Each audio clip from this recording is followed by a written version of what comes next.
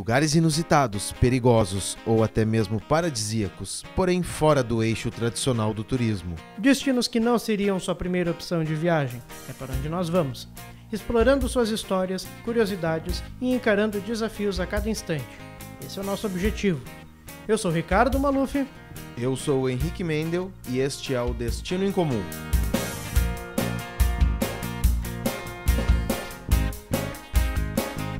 No episódio anterior estivemos em Moscou, conhecendo os principais pontos da cidade, além da beleza, cultura e costumes diferentes na capital russa. Kiev é a capital da Ucrânia e localiza-se no centro-norte do país, distante cerca de 100 km de Chernobyl. Recentemente, esteve nos jornais do mundo inteiro por causa dos protestos da população que transformaram em verdadeiro campo de batalha, além, é claro, dos conflitos atuais com a Rússia. Em nossa busca por destinos incomuns, viemos até aqui para conhecer a cidade que é o portão de entrada até Chernobyl.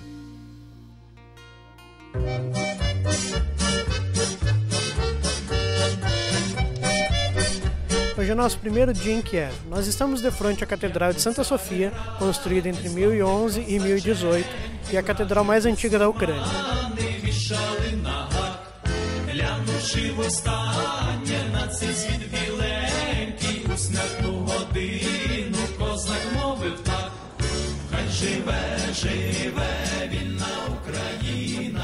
A primeira impressão que tivemos logo na chegada a Kiev é que esta é uma cidade diferente das demais. Talvez por ser tão antiga, talvez pela própria formação histórica do povo. Mas para o lado que você olhar, você verá história e cultura. São diversos museus, óperas, feira de artesanato, escolas e universidades. A maior delas, no centro da cidade, foi nomeada em homenagem ao poeta e escritor Taras Shevchenko. Mas não apenas a universidade leva o nome dele, como também a maior avenida da cidade, um museu e uma praça.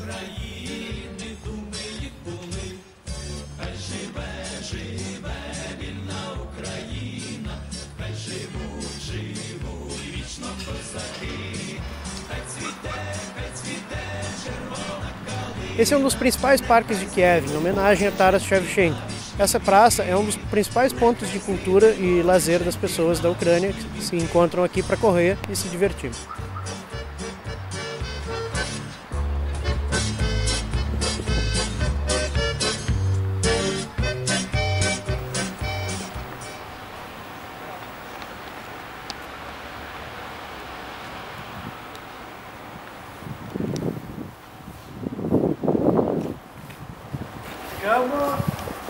Vou conhecer Museu Nacional Ucraniano de Chernobyl.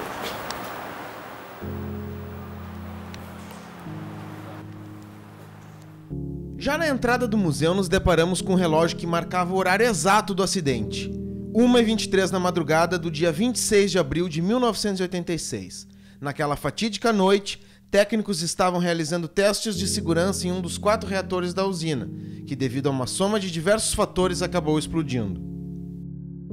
O museu em Kiev é dedicado a manter viva a história do acidente e de todas as pessoas diretamente envolvidas, com objetos pessoais, fotografias e documentos de quem trabalhou na usina ou ajudou no combate ao vazamento do material radioativo.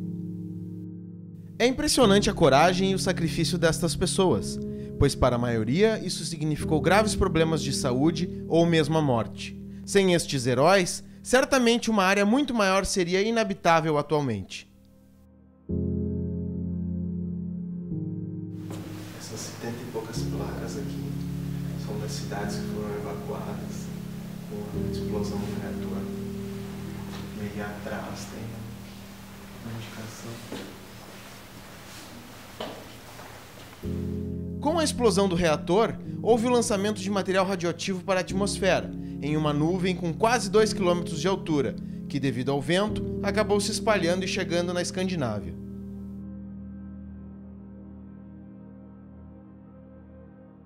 Aqui nesse totem a gente pode acompanhar a nuvem de radiação que se espalhou de Chernobyl por toda a Europa, um pouco da Ásia. Foi detectada a primeira vez pela Suécia.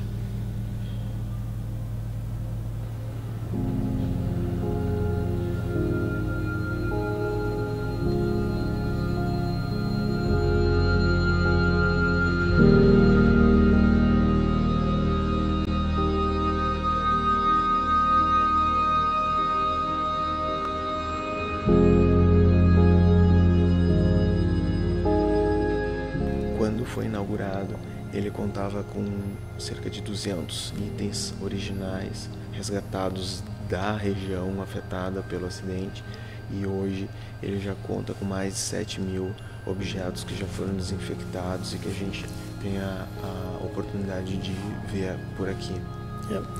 E o local do museu foi escolhido para homenagear um corpo de bombeiros, né? Porque isso aqui antigamente era uma estação do Corpo de Bombeiros, e esse grupo foi um dos primeiros a responder o chamado de emergência no acidente. E aí, quando fizeram o museu, escolheram esse local para homenagear o grupo e para construir o museu aqui. Mesmo pequeno, o museu é de extrema importância para que a memória das pessoas que se sacrificaram em nome de um bem maior continue viva.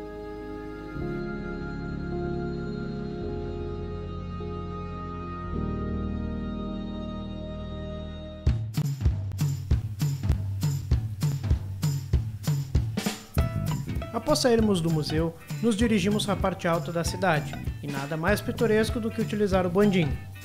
A passagem custa o mesmo que uma passagem de ônibus, R$ 1,50 dinheiros, o equivalente a uns 25 centavos de real.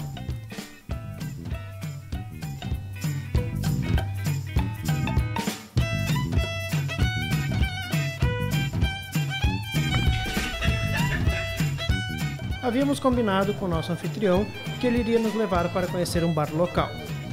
My grandmother, she's dead 25 years. She said to me, Akim, Jägermeister is no alcohol. It's not alcohol at all. That is medicine. Akim é o dono do hostel em que estamos hospedados. É berlinense, mas se considera ucraniano de coração e mora há mais de 25 anos no país. Durante nossa conversa, comentamos com ele sobre a visão de nosso amigo russo e perguntamos o que ele achava. Akim foi enfático ao dizer que os russos não respeitam a soberania ucraniana e que não há como gostar de um país que entra com tanques de guerra em solo estrangeiro. Depois dessa resposta, decidimos pedir outro copo de cerveja e aproveitar o resto da noite, enquanto Akim conversava com todos e paquerava a garçonete. Com certeza é alguém de quem iremos nos lembrar por muito tempo. Que figura! Ok, we know cheers, we know prosit, we know Nastrovia, we know saúde. I know that. I know Salut. I know L'chaim in Israel. Additional to yours. And cheers. Cheers is... I know also kipis. It's Finnish, but in Ukraine it is budma. Burma.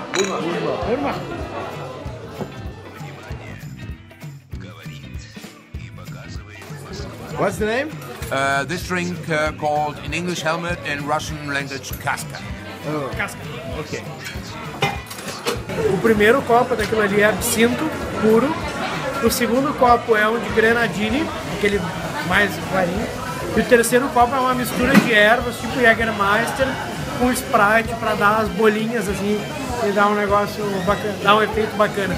Mas é uma pedrada, cara. É uma pedrada.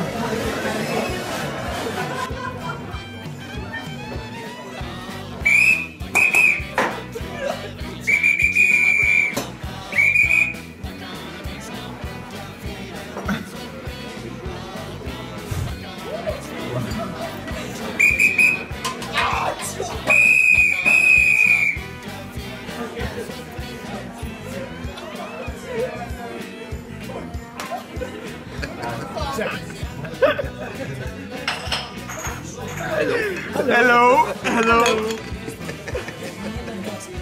Just make that. Hello.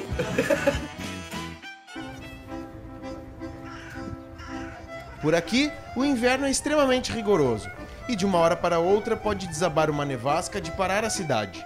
Estamos no mesmo local que estivemos algumas horas antes, a Praça Shevchenko, mas o cenário é completamente diferente.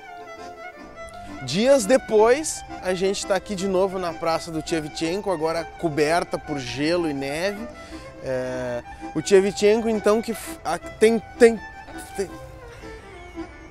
tem tudo do Shevchenko aqui, tem rua do Shevchenko, tem praça do Shevchenko, tem estátua do Shevchenko. Neve do Shevchenko. O Maluf não sabe quem foi, mas eu vou explicar pra vocês. É um jogador Shevchenko, não, esse é outro. Shevchenko foi um escritor, poeta, famosíssimo aqui, um Mário Quintana nosso, podemos dizer, por que não? E, porra, tem tudo do Shevchenko aqui. Então tá lá ele, coitado, congelado lá em menos 9 graus. Confere, produção. Tá por aí, cara. Tá frio pra caceta. O termômetro congelou aqui. É.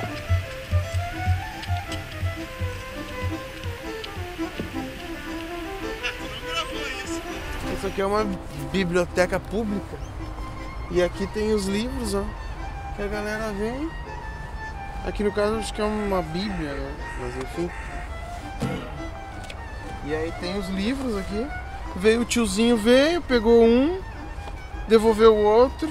Culturalmente falando, é interessante a gente encontrar uma coisa assim aqui na Ucrânia, que a gente acha que é tão fora do eixo ocidental, né? Que tem tanta essa questão de dificuldade da língua, das pessoas serem fechadas e tal. E a gente encontra esse exemplo de divisão, assim, de conteúdo, enfim, de informação, né, de livro. A gente fica se perguntando às vezes, né, eu me pergunto muito isso, por que a gente não pode ter essas coisas, né, no nosso país? Porque não vai funcionar. Não sei, nunca ninguém fez.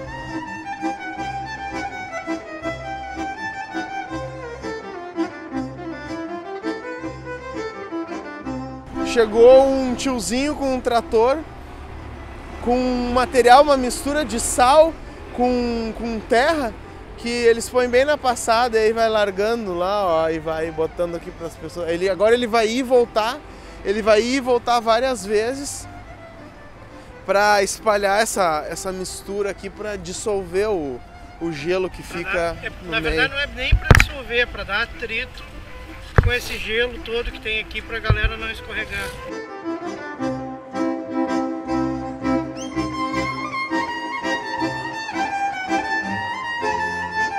É claro que, como bons brasileiros, tivemos que brincar um pouco na neve também.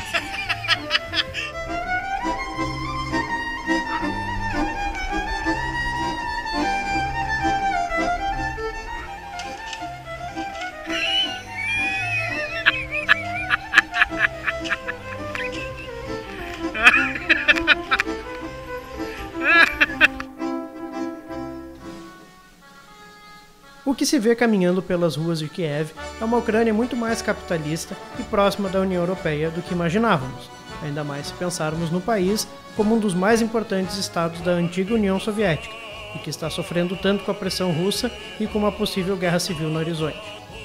Caminhando pela cidade, vimos diversos locais com bandeiras da União Europeia hasteadas, demonstrando o apoio da população. Há uma clara divisão política no país, sendo que a maioria favorável à União Europeia localiza-se na capital e na região oeste do país, e a parte contrária localiza-se na região leste e na Crimeia, onde a população, em sua maioria, é de descendência russa.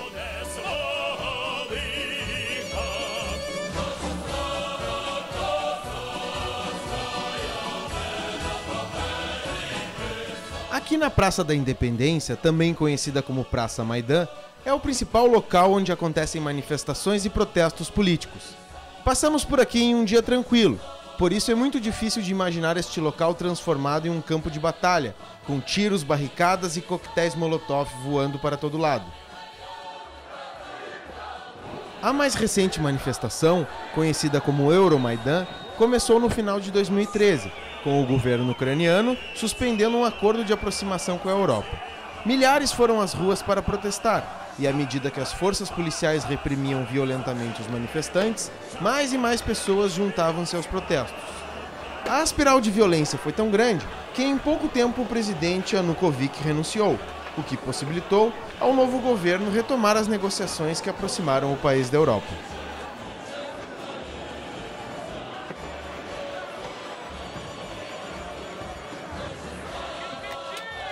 Isso foi o estopim para que Moscou invadisse o território ucraniano, na região da Crimeia, sob a alegação de golpe de Estado e com o apoio de boa parte da população ucraniana, de origem russa.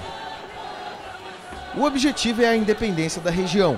Países ocidentais europeus e os Estados Unidos condenaram a invasão russa e ameaçaram Moscou com sanções econômicas. Momentaneamente, a situação está controlada, sob um frágil cessar-o-fogo, que pode ser interrompido a qualquer momento e que poderia resultar em uma nova Guerra Fria. É uma sensação incrível estar em um local destes e ver como um povo organizado consegue exigir seus direitos e alcançar seus objetivos.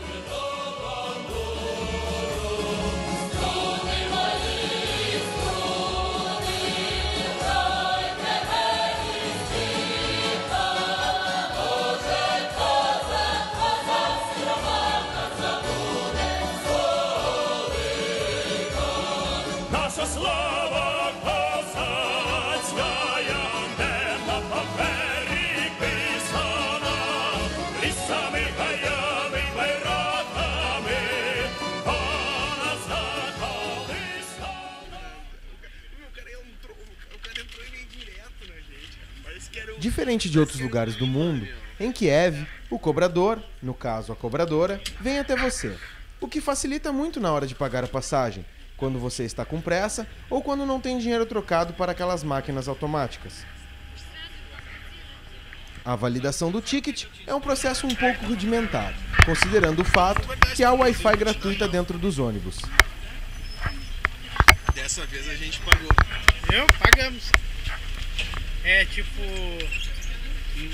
15 centavos de real. Quando é baratinho, a gente paga sem problema. Quando é justo.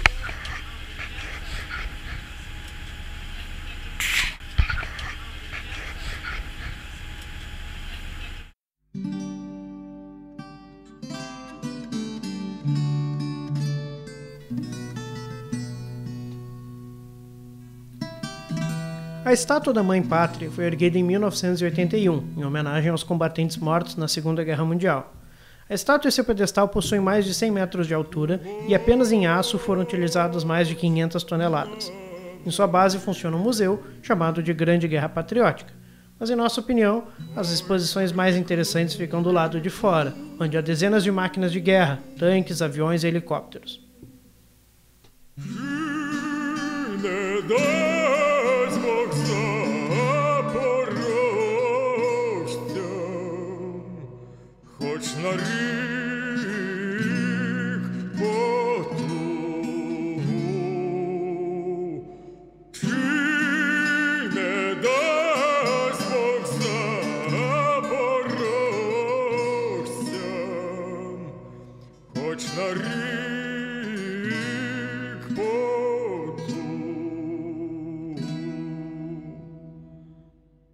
Наші шаблі затопились, мушкети без курків, наше серце козацьке не боїться. Tá achando, né? Tô achando que tá horrivelmente frio. Tô esquentando minha mão na luz.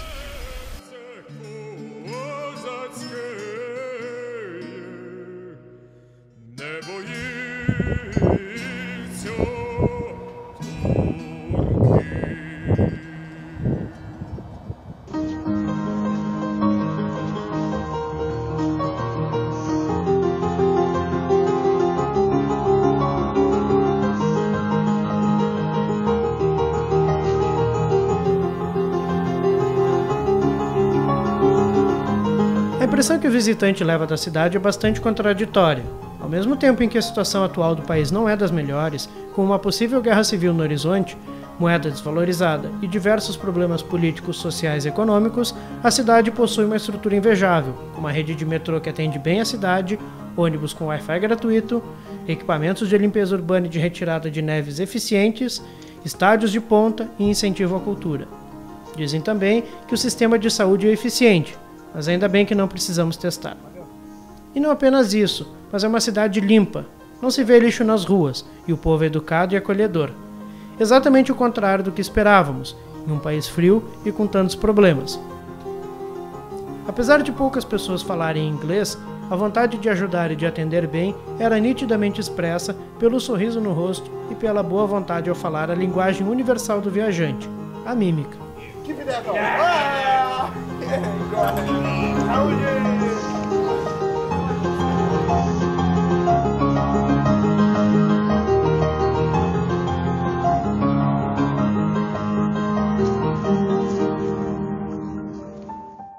Chernobyl, um nome que causa arrepios em muitas pessoas. Uma mistura de cidade fantasma e cenário de filme de terror. É uma cidade que foi evacuada por conta de um acidente nuclear que liberou uma imensa quantidade de radiação na atmosfera. É para lá que estamos indo, voltar ao passado e visitar uma cidade que está praticamente intocada há quase 30 anos.